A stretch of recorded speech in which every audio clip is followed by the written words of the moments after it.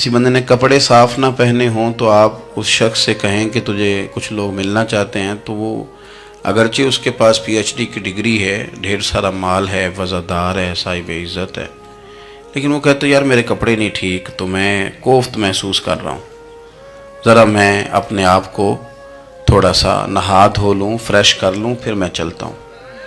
آپ کے ظاہری جسم پر ایک آدھ دھبا ہو تو وہ آپ کو سکون نہیں لینے دیتا، اور اگر دھبے باطن پہ لگ جائیں،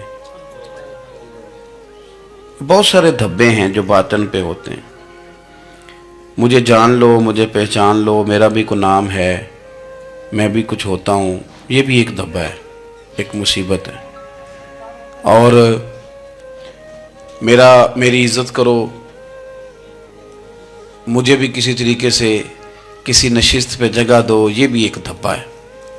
یہ ہمارے ہاں، ہمارے ملک کے اندر سیاستدانوں سے لے کر مذہبی لوگوں تک الا ماشاءاللہ پروٹوکول کا ایک مزاج آیا ہے کہ بھی بڑی دشواری پیدا کرتا ہے عام لوگوں کے لیے، بڑی آزمائش میں لوگ آ جاتے ہیں۔ حسد کر لینا، کسی بندے کی نعمت کو دیکھ کے جلنا، یہ بھی آپ کو بڑا بے سکون رکھتا ہے۔ تکبر کرنا کہ میں کوئی چیز ہوں اور باقی کو تھوڑے سے مجھ سے چھوٹے ہیں، یہ سارے دھبے، یہ ساری نقصان کی چیزیں۔ اور نبی پاک صلی اللہ علیہ وسلم نے تعریف یہ بیان کی، فرمایا ما حاک فی صدرک، یہ جو تیرے گناہ ہیں یہ تیرے سینے میں کھٹکیں گے، یہ تجھے بے چین رکھیں گے، یہ کانٹے کی طرح چبھیں گے۔ تو جتنے مرضی اچھے کپڑے پہن لے، جتنی مرضی اونچی جگہ بٹھا دیا جائے، اگر تیرے اندر کوئی روگ ہے وہ تجھے سکون سے نہیں جینے دے گا۔ رسول کائنات صلی اللہ علیہ وسلم نے نا لوگوں کی توجہ رب کریم کی جانب لگائی۔ حضور نے لوگوں کو بتلایا کہ تمہارا رب نا عاجزی کو پسند کرتا ہے، تمہارا رب سادگی کو پسند کرتا ہے، تمہارا رب انسانوں سے پیار کرنے والے کو پسند کرتا ہے۔ حضور سید عالم صلی اللہ علیہ وسلم نے ہمیں یہ سبق پڑھایا کہ زیادہ باتیں کرنے والے کو نہیں، اللہ سچ بولنے والے کو پسند کرتا ہے۔ بہت اونچے اور لمبے چوڑے دولت والے اور مالدار آدمی کو نہیں، بلکہ جو آدمی دیانتداری سے زندگی گزارے، رب اس کو زیادہ محبوب رکھتا ہے۔ تو ہماری یہ جتنی بھی آزمائشیں ہیں، میلاد والے محبوب صلی اللہ علیہ وسلم نے نا یہ ساری ہماری دور فرما دی، ساری۔ آپ دیکھیں ہمارے ہاں ایک بیماری ہوتی ہے، وہ تکبر کی بیماری ہے، اور وہ صرف مالدار کوئی نہیں ہوتا، بلکہ حضرت سعدی شیرازی فرماتے ہیں کہ میں نے بہت سارے جھکے ہوئے لوگوں میں تکبر دیکھا ہے۔ جو بڑا میٹھا بولتے ہیں نا، کئی دفعہ کہتے ہیں جی کیا بات ہے جی، سبحان اللہ، ماشاء اللہ، بڑا میٹھا بولتے ہیں، تو یہ میٹھا نہیں بول رہے ہوتے، یہ آپ کو شیشے میں اتار رہے ہوتے ہیں۔ آپ نے کسی کی تعریف کرنی ہے تو پشت کے پیچھے کریں، وہ اصل تعریف ہے۔ آپ کوئی ایسا کام نہ کریں جس سے چھلکے لفظوں میں کہ میں نے کسی کو بنایا ہے، اس سے نا آپ کو خود محسوس ہوگا کہ میں حقیقت پہ زندگی نہیں گزار رہا، میں تو کوئی اداکاری کر رہا ہوں۔ اور جو لوگ کہتے کچھ اور ہیں، کرتے کچھ اور ہیں، تو وہ خود بڑے پریشان رہتے ہیں، وہ جانتے ہیں کہ یار یہ میں کہاں الجھ گیا ہوں۔ تو بھائی یہ جو بہت زیادہ ہماری دلوں کے اندر چیز ہے، اور یہ ہر مقام پر بہت سارے لوگوں کو یہ چیز حاصل ہے، میں دیکھتا ہوں کہ درجہ بدرجہ ان چیزوں کا شمار ہے۔ کچھ کا خیال ہے کہ میری ڈگری زیادہ ہے، اور کچھ کا خیال ہے کہ مجھے عقل زیادہ ہے، کچھ کا خیال ہے کہ میری شہرت زیادہ ہے، تو کچھ کا خیال ہے کہ میری دولت زیادہ ہے۔ آہستہ آہستہ وہ الجھاؤ پیدا ہوتا ہے، کسی کا کچھ نہیں جاتا، وہ خود آدمی بے چین رہتا ہے۔ حال دیکھیں نا، یہ میری طرح کو بندہ آ جائے نا محفل میں، جس کو عادت ہے اسٹیج پہ بیٹھنے کی، اچھے لوگوں کی، بزرگوں کی، سادات کی بات نہیں کرتا، تو اس کو کبھی بیچارے کو پیچھے بیٹھنا پڑ جائے نا، تو وہ گردن اونچی کر کر کے نقیب محفل کو دکھاتا ہے کہ میں آ گیا، کسی طریقے مینوں بھی ساتھ لے کے، بے چین رہتا ہے۔ اور اگر اسے سکون حاصل ہو کہ بھئی حضور کی محفل میں بیٹھنا ہے، جہاں جگہ مل گئی وہیں پہ ٹھیک ہو، اور وہ سکون کے ساتھ، دیکھو اس محفل کا مہمان خصوصی میں نہیں، حضرت بزرگ تو سرپرستی کاری رہے ہیں، میں نہیں، اس محفل کا تو مہمان خصوصی وہ بندہ ہے جس نے محفل سے پہلے یہاں جھاڑو دیا ہے، جس نے یہاں دریاں بچھائی ہیں، جس بیچارے کی فوٹو بھی کوئی نہیں آئی، وہ مہمان خصوصی ہے۔ اور اس محفل کا تو وہ مہمان خصوصی ہے جو چپ کر کے کئی کونے میں بیٹھا ہے، اس کو کوئی دلچسپی نہیں کہ کوئی مجھے بھی جانے گا، کوئی مجھے بھی پہچانے، اسے تو اتنا پتہ ہے کہ میں اپنے پیارے حبیب کی تعریف سننے کے لیے آیا ہوں۔ آپ اپنے اس طرح آپ کا ذوق دوبالا رہے گا. اگر آپ عاجزی کے ساتھ، انکساری کے ساتھ، رب رسول کی رضا کے لیے کسی جگہ بھی آپ اپنے آپ کو سیٹ کر لیں گے تو ماحول آپ کا ٹھیک رہے گا. ورنہ آپ الجھاؤ کا شکار ہیں، ورنہ آپ پریشان ہیں، ورنہ آپ تکلیف میں، ورنہ آپ آزمائش میں. بخاری شریف میں حدیث ہے، قاضی ایاز مالکی رحمۃ اللہ علیہ نے بڑی تفصیل سے لکھی ہے. راوی حضرت انس بن مالک ہیں.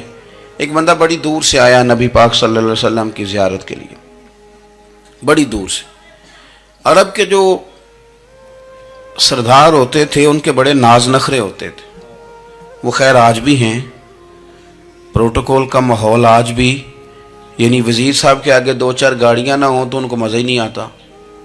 پولیس والے آگے پیچھے بھاگیں تو حالانکہ ان کو نہیں پتا کہ جو پولیس والے آگے پیچھے بھاگ رہے ہیں نا، یہ حکومت بدلی تو گرفتار کرنے بھی انہوں نے ہی آنا ہے. لیکن وہ بڑا مزہ آتا ہے جب لوگ گاڑی کے پیچھے بھاگتے ہیں. کیا بات ہے جناب، بڑی بات. اور ہماری طبیعتوں میں پتہ نہیں کون سی، یہ پیسے پھینکنے والے دوست مجھ سے ناراض نہ ہو جائیں، لیکن میں اکثر سوچتا ہوں کہ یار یہ کس طرح کا کام ہے کہ پہلا کھلارنے پھر آپ اکٹھے کرنے. تو آپ کٹھے دے دیں جس کو دینے ہیں، ختم ہو جائے بات. یعنی وہ محفل میں نا گپ شپ ہو رہی ہوتی ہے، کٹھے کرنا لے پان دینا لے، کس چکر میں پڑ گئے. حضور غوث اعظم رضی اللہ تعالیٰ عنہ کی محفل میں شیخ یحییٰ نجار جایا کرتے تھے تو وہ کہتے تھے کہ ہم وہاں گنتے تھے آج کتنے بندوں نے توبہ کی، تو ہم سے گنے نہیں جاتے تھے اتنے لوگ توبہ کرتے تھے. بزرگوں کی محفلوں میں توبہ کرنے والے گنے جاتے تھے، ہماری محفلوں میں پیسے گنے جاتے ہیں اور وہ پرچیاں دی جاتی ہیں. ایسا نہ کریں، اس سے گھٹن پیدا ہوتی. اور پھر جو نوٹوں والے ہوتے ہیں وہ فرنٹ سیٹوں پہ آ جاتے ہیں. بہت سارے غریب سوچتے ہیں کہ میرے پاس بھی اگر کرارے نوٹ ہوتے تو میں بھی آگے ہوتا. تو کم از کم یہ جو میلاد کی محفل ہیں ان میں تو سب کو ایک جیسا رہنے دے، یہاں تو امیر غریب کا فرق نہ ہو، اس کو تو مہربانی کریں. تو نبی پاک صلی اللہ علیہ وسلم کی خدمت میں وہ شخص بڑی دور سے آیا. تو عرب کے بادشاہوں کا مزاج تھا، پروٹوکول بڑا چاہتے تھے. ان کا تو یہ طریقہ تھا کہ حکمرانی کرنی ہے جیسے بھی ہو. اگر کسی غلام نے دھوپ میں بندھا رہ گیا، اونٹ اور چھاؤں میں نہیں باندھا تو درے مارتے تھے، اور اگر اس نے کھول کے باندھ دیا تو پھر بھی مارتے تھے. کہتے تھے اتنا سیانا ہو گیا تو انہیں پوچھا ہی نہیں، خود بخود ہی باندھ دیا. وہ شخص حضور کی بارگاہ میں آیا اور بہت سارے لوگوں کے پاس کیونکہ وہ جاتا تھا اپنے سربراہ کا پیغام لے کے، تو وہ کانپ رہا ہے. جب حضور کی بارگاہ میں گیا ڈر رہا ہے. اب ذرا بات کو سمجھنا، نبی پاک صلی اللہ علیہ وسلم نے اس سے فرمایا کیوں ڈرتے ہو؟ سادہ آدمی ہے، دیہاتی ہے، بدو ہے. اللہ کے رسول نے تھپ کی دی، کیوں ڈرتے ہو؟ تو کہتے ہیں حضور مجھے آداب نہیں آتے اور مجھے ڈر آتا ہے، کوئی بات اگر ایسی ہو گئی آپ مدینے کی حکومت کے سربراہ ہیں تو کہیں آپ ناراض نہ ہو جائیں. حضرت انس بن مالک فرماتے ہیں بات کہاں کی تھی پہنچ کہاں گئی. جب اس نے یہ کہا نا کہ آپ تو حکومت کے سربراہ ہیں، کہیں کوئی غلطی نہ مجھ سے ہو جائے، تو نبی پاک کی آنکھوں میں آنسو آ گئے. حضور رونے لگے اور نبی پاک صلی اللہ علیہ وسلم فرمانے لگے نہ بھائی، تو کسی حکومت کے سربراہ کے پاس نہیں آیا، نہ تو اس بیٹے کے پاس آیا ہے جس کی ماں گوشت کے خشک ٹکڑے کھا کے بھی گزارا کر لیتی. میں تو ایک غریب ماں کا بیٹا ہوں.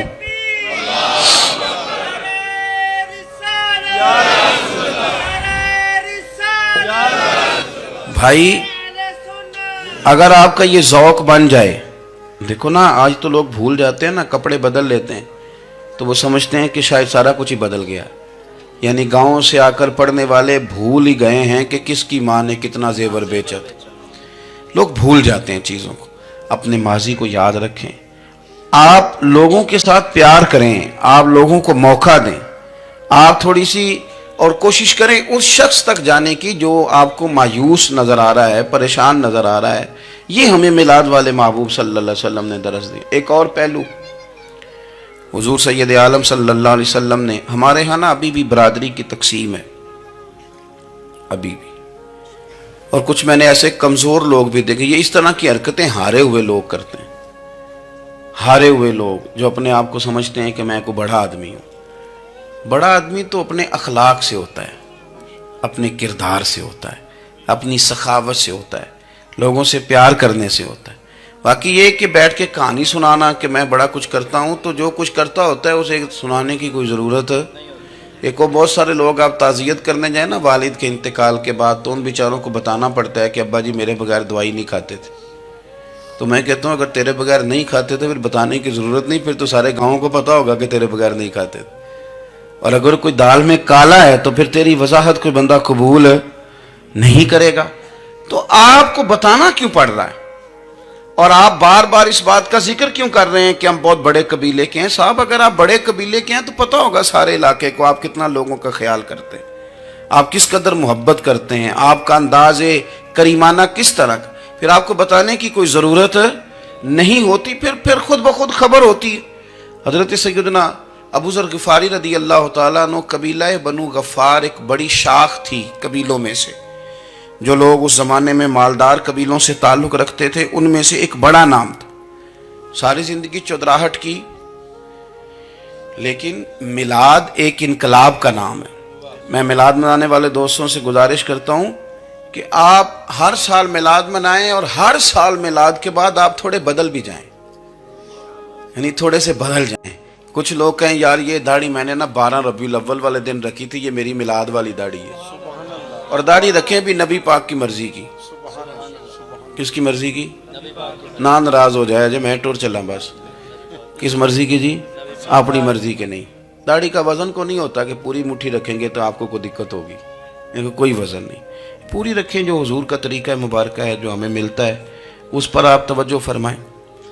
تو میں جو بات عرض کرنے جا رہا ہوں وہ میلاد انقلاب ہے. حضور سید عالم صلی اللہ علیہ وسلم کی بارگاہ میں آنے سے پہلے لوگ کچھ اور ہوتے تھے، اور یہاں سے ہو کے جاتے تھے تو پھر ان میں تبدیلی آتی تھی. میں سارا دن کرامتیں سناؤں نا کسی کو اپنے پیر صاحب کی اور اپنے گھر میں بھی کہ میرے حضرت بڑے، میرے استاد بڑے، لیکن بیوی کے ساتھ اگر میں ترش لہجے میں بات کروں گا تو وہ کہے گی یہ سکھاندے نے تینوں پیر صاحب. دوست کہیں گے یہ سکھاتے ہیں آپ. تو آپ کی کہانیاں نہیں چلتی، آپ کا کردار چلتا ہے. حضرت ابو ذر غفاری رضی اللہ تعالیٰ عنہ فرماتے ہیں چونکہ میں چودھری تھا، سیدنا بلال حبشی رضی اللہ تعالیٰ عنہ کے پاس میں بیٹھا تھا. کسی بات میں بات آگے بڑھی اور بڑھتے بڑھتے بات شکرنجی تک چلی گئی. رائے کے اختلاف نے باتوں میں تلخی پیدا کر دی، اور جب تھوڑے لفظ اور تیز ہوئے تو میں نے انہیں کہہ دیا چپ کر، تو ابشن کا بیٹا ہے. کس کے بیٹے تھے حضرت بلال؟ کہتے ہیں جب انہوں نے مجھے کہا تو میرا دل بڑا ٹوٹا، لیکن میں نے ارادہ کیا کہ میں نے حضور کی بارگاہ میں نہیں عرض کرنی. اب ہر بات کی ہم حضور کی بارگاہ میں شکایت کریں.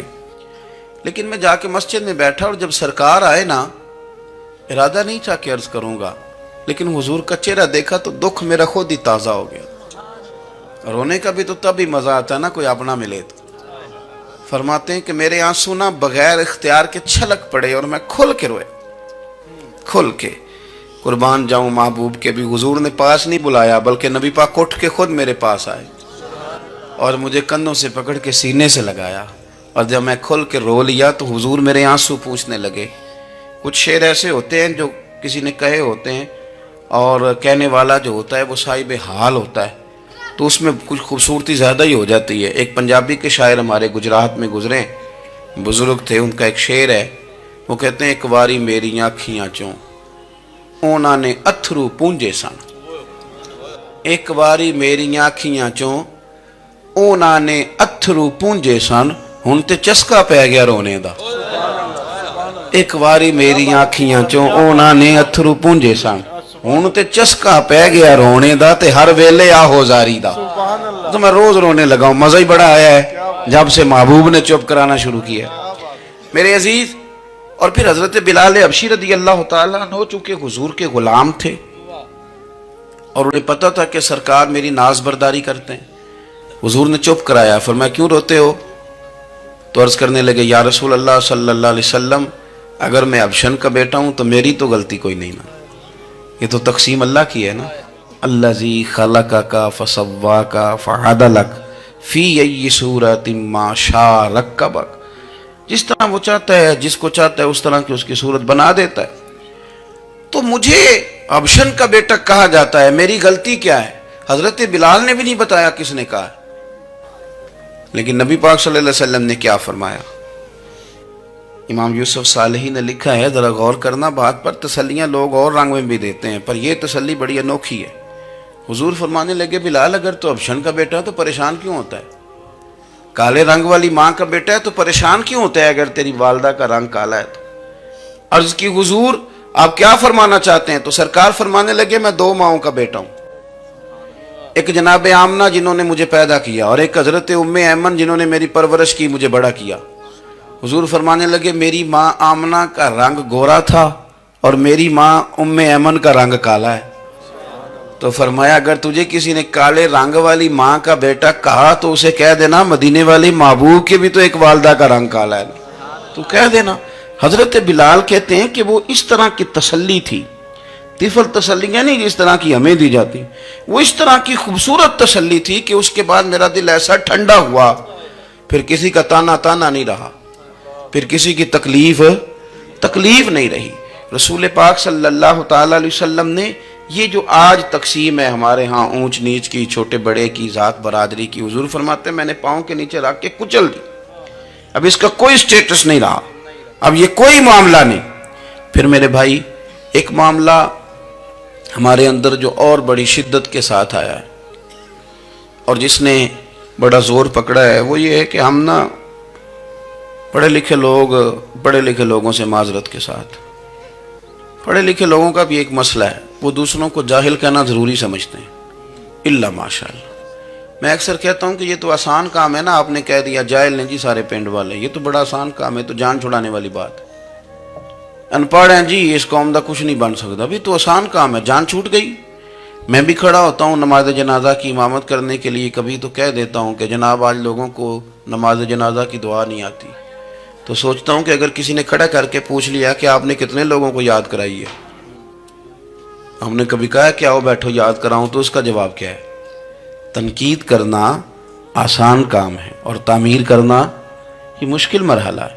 عزیز دوست، ہمارے ہاں نا ان پڑھ بندے کے ساتھ اور اس بندے کے ساتھ جس کی سوچیں محدود ہیں، ہمارا رویہ اتنا تلخ ہوتا ہے۔ بھئی مزہ تو تب آتا ہے نا جب آپ کو، کچھ لوگ کہتے ہیں میں اچھے کے ساتھ اچھا ہوں، تو اچھے کے ساتھ تو ساری دنیا اچھی ہوتی ہے، آپ نے اس میں کیا کمال کیا؟ حضور سید عالم صلی اللہ علیہ وسلم نے تو فرمایا اس کے ساتھ جوڑو جو تمہارے ساتھ توڑ رہا ہے، جو سخت رویہ اختیار کرے، سخت۔ بخاری مسلم میں حدیث ہے، حضرت عمر فاروق رضی اللہ تعالیٰ عنہ، حضرت انس بن مالک فرماتے ہیں کہ حضور سید عالم صلی اللہ علیہ وسلم گزر رہے تھے اور سرخ رنگ کی نہ نجرانی دھاری دار چادر سرکار نے اوڑھ رکھی تھی۔ ایک بدو آ گیا، اس نے کیا کیا کہ حضور کی مقدس چادر کو پکڑ کے کھینچا، اور اس زور سے کھینچا کہ گردن مبارک پہ نشان پڑ گیا۔ زور سے دروازے پہ دستک دے دینا بھکاری، تو اسے خراش رات کوئی نہیں ملتی، البتہ جھٹکیاں 2-4 ضرور مل جاتی۔ توڑنا ہے دروازہ، خیرات لینے آیا کہ تو قرضہ لینے آیا؟ اس نے آ کر کے زور سے چادر کو کھینچا، مقدس گردن پہ نشان پڑ گیا۔ سرکار نے رخ انور پھیرا، کہتا پتہ کیا ہے، میں غریب آدمی ہوں، کچھ مانگنے آیا ہوں۔ بھئی تو گلے میں چادر ڈال کے مانگے گا؟ لیکن یہ آپ کا کمال ہے، یہاں اب آپ کے علم کا، آپ کے حوصلے کا، ظرف کا پتہ چلتا۔ کھینچی چادر، کچھ مانگنے آیا ہوں، اور صحیح بخاری کے لفظ یہ ہیں کہ فَالْتَفَتَ إِلَيْهِ فَضَحِكَ،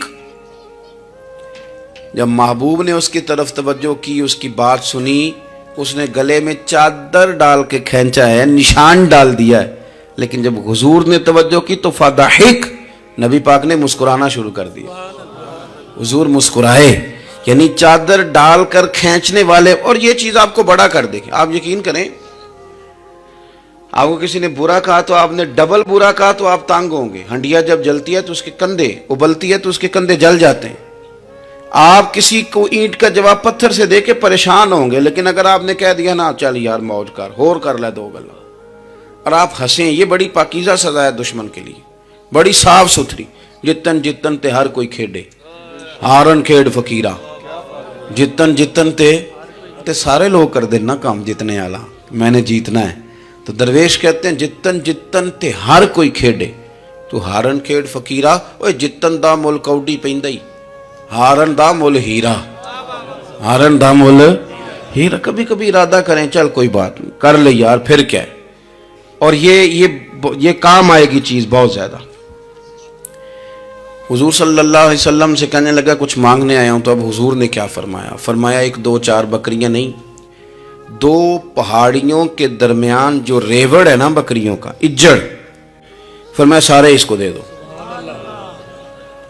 اب اس نے وہاں تو کوئی جملہ نہیں کہا، گھر چلا گیا اپنے گاؤں قبیلے، اور وہاں جا کے لوگوں سے کہنے لگا سارے ادھر بیٹھے ہو، جاؤ دوڑ جاؤ مدینے جا کے مصطفیٰ کا کلمہ پڑھو۔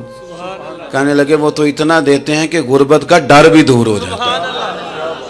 تو نبی پاک صلی اللہ علیہ وسلم کا ان لوگوں کے ساتھ جو ان پڑھ ہیں، جو ساتھ ہیں، آج ہمارے بچے اپنے ابا جی کو بھی کہہ دیتے ہیں تسی پڑھے نہیں، ان دور بدل گیا ہے۔ میں ایک شادی کی تقریب میں جا رہا تھا، میرے آگے آگے والد صاحب کو بیٹا سمجھا رہا ہے، کہتے ابا جی ہن نہ اتنے جا کے نہ میٹھے چولاں تے سالن پا کے نہ کھایا جی، بندہ ماڑا لگتا ہے۔ میرا پیار تھا اس خاندان سے، میں نے اس بچے کو تھپکی دے کے کہا، میں کہ پتر تو ذرا لیٹ ہو گیا، جلدی ہوندا تے نہ سارے سیانے ہونا سی۔ یہ ہمارے بچے اب بجائے اس کے کہ وہ قائل کریں، کتنا آپ نے غلط جملہ کہا کہ ابا جی آپ پڑھے ہی نہیں، آپ نے کتنی غلط بات کر دی۔ امام اعظم ابو حنیفہ رحمۃ اللہ علیہ کا ایک شاگرد تھا، وہ تقریر اچھی کرتا تھا، تو امام صاحب رحمۃ اللہ علیہ کی والدہ فرمایا کرتی ہیں ابو حنیفہ جا اس سے جا کے یہ مسئلہ پوچھ کے آ۔ تو امام صاحب فرماتے ہیں اماں میں نہ بتا دوں، تو اماں کہتی تو تے بچہ تینوں کی پتا ہوئے، حالانکہ وہ شاگرد ہے۔ تو امام صاحب پھر اس کے پاس جاتے، اس کو جا کہتے اس سوال کا جواب، تو کہتا استاد جی مجھے کیا پتا ہے، آپ کو پتہ ہے ان مسئلوں کا؟ تو آپ فرماتے یہ میں پہلے تجھے بتاتا ہوں اس کا جواب، پھر تو مجھے بتا، اور پھر میں تیرا نام لے کے اپنی اماں کو مطمئن کروں گا۔ اس لیے کہ ماں باپ کو دلائل نہیں دیے جاتے، انہیں راضی کیا جاتا ہے۔ اور میں بچوں سے گزارش کروں گا ابا جی کو پیسے بھی دیں، اماں جی کے وہ کپڑے بھی لے کے دیں، لیکن ضروری یہ ہے کہ ان کو وقت دیں، ان کے پاس بیٹھیں، ان سے مشورہ کریں، ان کو آپ کے وقت کی ضرورت ہے۔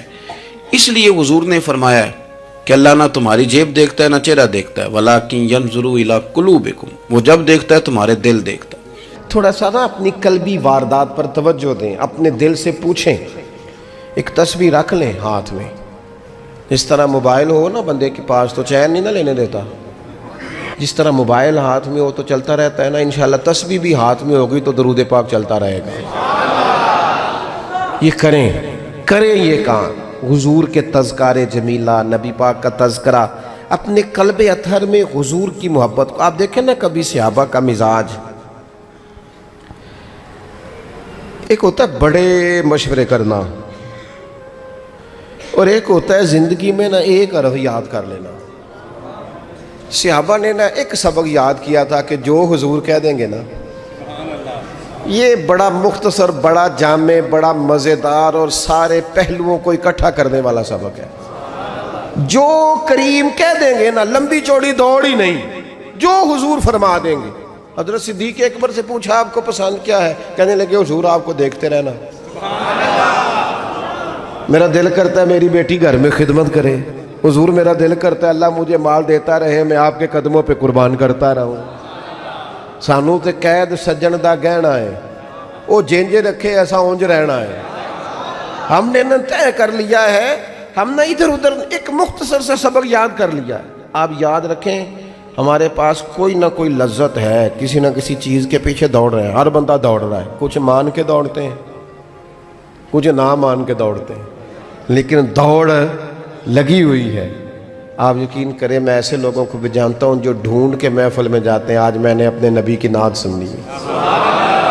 میں ایسے لوگوں کو بھی جانتا ہوں جن کو کتاب مل جائے نا، ٹائٹل پہ لکھا ہو حضور کا تذکرہ، دوڑ کے خرید لیتے ہیں۔ میں نے دیکھا ہے کہ حضور کے میلاد پاک میں وہ یوں خرچ کرتے ہیں کہ جیسے بس پوری کیفیت طاری ہو گئی۔ نبی پاک کی نسبت جہاں نظر آئی، حضور کے اصحاب کی بات آئی یا اولاد کی بات آئی، امت کے اولیاء کی بات آئی یا علماء کی بات آئی، دین کے طلباء جو مدرسوں میں پڑھتے ہیں ان کی بات، جہاں جہاں ذکر آیا، ہم نے نہ کبھی قطرے پہ غور کیا اور نہ دریا دیکھا، بس جہاں تیری جھلک دیکھی وہیں ڈوب گئے۔ اپنے دل میں اس محبت کو پیدا کریں۔ میں آپ سے عرض کروں، اولادیں بھی پریشان ہیں ہماری،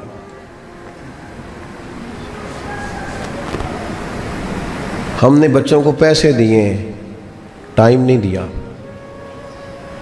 ہم نے بچوں کو گھر دیا ہے، خاندانی ماحول نہیں دیا۔ اب شکوہ صرف بچے سے نہیں کہ وہ موبائل پہ ہے، ابا بھی تو موبائل پہ ہی ہے نا، وہ بھی تو نہیں نا چھوڑ رہا۔ بچے جو چھوٹے موٹے سوالات اپنے ماں باپ سے پوچھتے تھے، تو ایک خاندانی روایات ان کا حسن منتقل ہوتا تھا، وہ اب رخصت ہو رہا ہے۔ بچے اپنے گھروں میں، آپ کو پتہ ہے یہ صحابہ کی اولادیں کیوں جان قربان کرتی تھی نبی پاک پہ؟ انہوں نے گھر میں جو دیکھا تھا نا اپنے ماں باپ کو کرتے، تو وہ تیار تھے، ایک سے ایک بڑھ کر تھا۔ حضرت عمر بن جموح جنگ میں آئے تو چاروں بیٹوں سمیت آئے، اولادیں ساتھ آئیں ان کی۔ کیوں؟ انہوں نے اپنے بچوں کو وقت دیا، ٹائم دیا، ان کی تربیت کی۔ دیکھیں، ایک ہے میں تقریر کروں، تقریر سے بھی بچے سیکھیں گے، ایک ہے کہ جو ان کا باپ کرتا ہے۔ میں اکثر ایک مثال دیتا ہوں، میں کہتا ہوں کہ کئی دفعہ گھر میں نا اماں کہتی ہے پتر چپ کر جا، تیرا ابا آج کل پریشان ہے، ناراض ہو جائے گا، چپ کر، ابھی بات نہ کرنا، کاروباری ٹینشن چل رہی ہے۔ ہوتا ہے کہ نہیں؟ پتر آج نہ بات کرنا، آج تیرے ابا جی کا موڈ نہیں ٹھیک، ہوتا ہے نا؟ تو کبھی کبھی یوں بھی ہونا کہ ابا بستر میں رو پڑے، تو پتر اٹھ کے جا کے پوچھے اماں جی خیر ہے؟ تو اماں بھی رو پڑے، اماں بتاؤ تو صحیح ہوا کیا؟ تو اماں کے پتر تمہارے باپ کو نا حضور کا مدینہ یاد آ رہا ہے۔ آپ یقین کریں، یہ رنگ اولاد پہ وہ رنگ چڑھائے گا، یہ انداز وہ انداز سکھائے گا۔ ابا پیسوں کے لیے تو روز روتا ہے، زمینوں جائیدادوں کے لیے روتا ہے، میرا کاروبار نہیں چلتا روتا ہے۔ کاش یہ کبھی حضور کی محبت میں روئے، یہ کبھی اس درد سے تڑپے، کبھی اس کی وہ کیفیت بنے، تو بچے کو کہنا نہیں پڑے گا اپنوں کے تو آنسو دیکھ کے بندے کے آنسو آ جاتے ہیں۔ روحوں کی جیسے ہی قربت ہوتی ہے درد آنسو بن کے چھلک نکلتا ہے۔ جب تک یہ محبت اس بار رفتگی کے ساتھ نہیں پیدا ہوگی، کبھی ابا انگلی لگائے نا بچے کو اور مسجد میں جا کے قاری صاحب دل بڑا پریشان ہے، ذرا حضور کی کنات تو سنائے، ذرا گھر میں بچے کو کہے نا پتر یہ کھول ذرا موبائل اور حضور کی فلاں نعت تو لگا، میرا دل کر رہا ہے۔ تو یہ بھی انداز ہے جو بچوں کے دلوں میں حضور کی محبت پیدا کرے گا۔ لیکن ہم نے نا بالکل ایک روایتی انداز اختیار کیا ہوا ہے۔ ٹھیک ہے کبھی کوئی سلسلہ ہو گیا تو ہو گیا، اس کی جو عملی کیفیات ہے وہ ہمارے ہاں نہیں ہے۔ بات ختم کرنے لگا ہوں، نبی پاک صلی اللہ تعالیٰ علیہ وسلم کے غلاموں حضرت سعد بن ابی وقاص رضی اللہ تعالیٰ انہوں نے نا کلمہ پڑھ لیا، ماں احتجاج پہ بیٹھ گئی، اگر تو کلمہ نہیں چھوڑے گا تو میں روٹی نہیں کھاؤں گی اتنی دیر تک جب تک تو کلمہ نہیں چھوڑتا ماں صلی اللہ۔ صحابہ کرام نے نا شدید ٹکراؤ دیکھا ہے جب وہ مسلمان ہوئے۔ ہم تو نیکی کرتے ہیں، کوئی خیر کا کام کرتے ہیں تو شاباش ملتی ہے، وہاں یہ نہیں تھا، وہاں تو آپ نے اعلان کیا نہیں اور پتھر برسے نہیں۔ اماں بھوک ہڑتال پہ بیٹھ گئی، اب ظاہر ہے گلی محلے میں باتیں بھی ہوتی ہیں، برادری قبیلے میں بلو جی اماں ہڑتال پہ بیٹھی ہے، بھوک ہڑتال پہ۔ حضرت سعد بن ابی وقاص نے 2-3 دن دیکھا، تیسرے دن ماں بھی تھوڑی، اب 2-3 دن بندہ روٹی نہ کھائے حالت اور ہو جاتی۔ حضرت سعد جا کے نا اماں کے سرانے کھڑے ہو گئے، کہنے لگے اماں میں تیرا ہی پتر ہوں نا، اور مجھے سب سے زیادہ تو ہی جانتی ہے۔ اماں نے کہا اسی طرح ہی ہے، تو کہنے لگے اماں تو میرے جذبے بھی جانتی ہے، کہا پتر بالکل جانتی ہوں۔ تو کہنے لگے تیری ایک جان ہے نا، اگر تیری 1000 بھی ہو نا، ایک ایک کر کے ساری نکل جائے تو مدینے والے کا کلمہ پھر بھی نہیں چھوڑوں گا، کیونکہ وہ کچا رنگ ہے للاری والا جیڑا چڑھ دا تے لیندا رہندا، اے عشق تیرے دا رنگ محمد چڑھ جائے پھر نہیں لیندا۔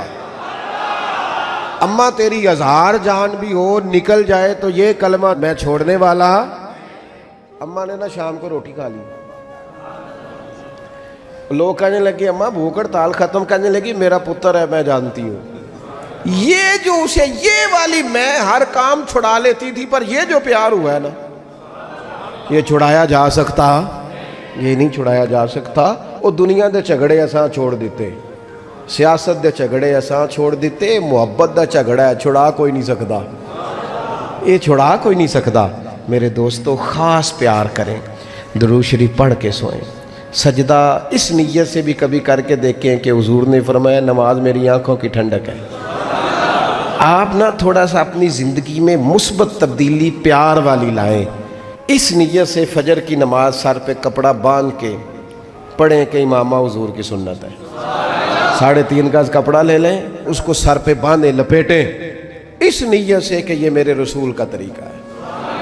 آپ نہ کچھ کام ایسے اسپیشل کریں, خاص کر کے کہ یہ نبی پہ جوانوں سے کہوں گا, او سجنوں, کسی نے کسی کو دیکھ کے اپنے چہرے کا رنگ بنایا, کسی نے کسی کو دیکھ داڑھی پوری مٹھی نہ کر لے.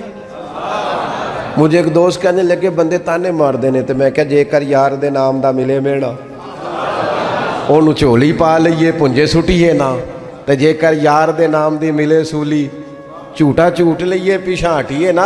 اور دنیا کے لیے بھی اتنے تانے کھائے ہیں, تو اگر کوئی دین کے لیے کھانا پڑ جائے تو کھا, کوئی حرج نہیں. داڑھی شریف پوری ہوتی ہے مٹھی, یہ نہیں ہوتی جو آج کل ہماری اپنی مرضی کا سٹائل ہے نا, یہ اپنی مرضی کا نہیں ہے. داڑھی دا وزن ہوتا ہے, یعنی پوری مٹھی ہو تو کوئی وزن اٹھانا پڑتا ہے, کوئی مسئلہ کیا ہے. تو چھوٹی والے نے بھی بندے مولوی صاحب ہی آندے نے, تو کیوں نہ پھر بندہ پوری کر لے. تو یہ 3-4 کام کریں تاکہ عملی ثبوت تھوڑا سا شروع ہو جائے.